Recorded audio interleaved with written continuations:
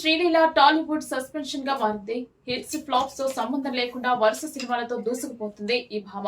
తెలుగు తమిళ సినిమాలతోనే కాకుండా ప్రస్తుతం బాలీవుడ్ లో కూడా కార్తిక్ ఆర్యన్తో కలిసి ఒక సినిమాలో నటిస్తోంది.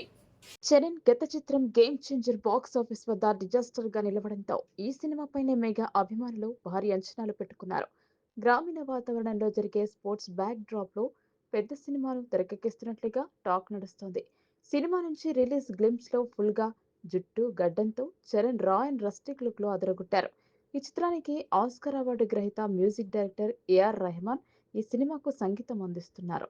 రత్నవేలు ఈ సినిమాకు సినిమాటోగ్రాఫర్ గా ఉన్నారు. వచ్చేడాది మార్చి 20న ఈ చిత్రం ప్రపంచవ్యాప్తంగా అన్ని ప్రాంతీయ భాషల్లో విడుదల కాబోతుంది.